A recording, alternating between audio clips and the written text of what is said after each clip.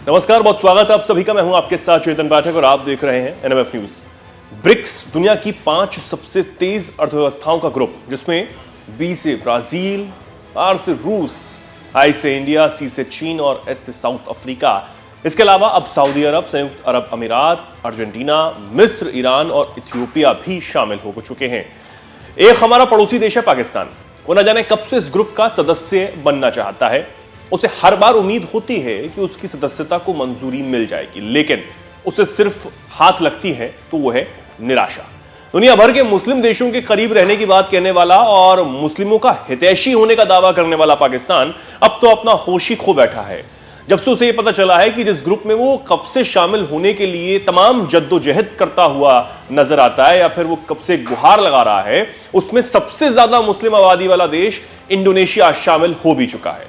Indonesia का BRICS में आना पाकिस्तान के लिए एक झटके की तरह ही है। दरअसल पाकिस्तान नहीं चाहता था कि दुनिया का सबसे बड़ा मुस्लिम आबादी वाला देश इंडोनेशिया इस ग्रुप में शामिल हो। इसके उलट पाकिस्तान खुद ब्रिक्स में आने की जुगत में लगा हुआ था। इसके लिए वो चीन के पीछे भी जमकर पड़ा हुआ था, लेकिन ब्रिक्स का दरवाजा उसके लिए नहीं खुला और इंडोनेशिया को यहां पर एंट्री मिल चुकी है।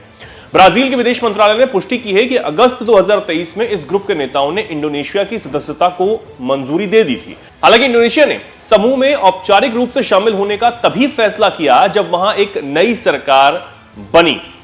बयान में ब्राजील की तरफ से कहा गया कि ब्राजील सरकार इंडोनेशिया के ब्रिक्स में शामिल होने का स्वागत करती है। अब ब्रिक्स में शामिल आप तभी हो सकते हैं जब सभी सदस्यों की आम सहमति मिले, यानी अगर सभी सदस्य ना चाहें तो कोई भी देश ब्रिक्स में शामिल नहीं हो सकता है। यह साफ है। जाहिर तौर पर भारत ने इंडोनेशिया की सदस्यता का समर्थन किया होगा, तभी आज इंडोनेशिया जो है वो ब्रिक्स का सदस्य बन चुका है। भारत इसमें शामिल है, जो पाकिस्तान के लिए हमेशा से चिंता की बात रही है, और एक बड़ी वजह यह भी हो सकती है पाकिस्तान को इस समूह में एंट्री ना मिलने की। इस ग्रुप के बारे में अगर जाने कि यह कब बना, तो साल 2009 में ब्राजील, रूस, भारत और चीन ने मिलकर इस ग्रुप की स्थापना की। साल 2010 में दक्षिण अफ्रीका इसमें शामिल हुआ था और उसके बाद यह ब्रिक्स बना। पहले यह ब्रिक था। पिछले साल इस समूह में मिस्र, ईरान, इथियोपिया और यूएई को शामिल किया गया। सऊदी अरब को भी इसमें शामिल होने के लिए बुलाया गया, लेकिन अब तक वो इसमें शामिल नहीं हुआ है। तुर्की, अजरबैजान और मलेशिया जैसे देशों ने भी औपचारिक रूप से इस समूह में सदस्यता के लिए आवेदन किया है। कुछ और देश भी इसमें रुचि दिखा रहे हैं, वो शामिल होना चाहते हैं। ब्रिक्स की अध्यक्षता इस साल ब्राजील के पास है। जुलाई में रियो डी जेनेरियो में इसका आयोजन होगा।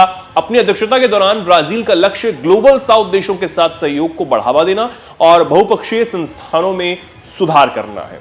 अब जब इतने सारे देश एक साथ सदस्यता के लिए आवेदन करते हैं, तो इससे समझा जा सकता है कि ब्रिक्स आज कहां है और ब्रिक्स जो ये समूह है वो कितना ताकतवर होता हुआ नजर आ रहा है। और इसकी जो अर्थव्यवस्था है, यानी कि अगर सभी इसमें देश जो शामिल हैं, अगर इनकी अर्थव्यवस्था की हम बात करें तो ये तेजी से बढ़ती हुई है। और कई खबरें तो ये भी चल रही थी, कई दावे ये भी किए जा रहे थे कि जो देश या फिर जो लोग ये कहते हैं कि दुनिया पश्चिम से कंट्रोल होती है, अगर ब्रिक्स के जो देश हैं वो एक साथ आ जाते हैं और सभी मुद्दों पर सहमति बनाते हैं, तो तब दुनिया जो है वो इधर एशिया से कंट्रोल होने लगेगी। इस बात में कोई शक, कोई दोराहे अब नहीं बचता है। अब आप इस पर क्या सोचते हैं, क्या कुछ कहना चाहते हैं, कमेंट सेक्शन में आप जरूर अपनी बात रखें और देखते रहें एनएमएफ न्यूज।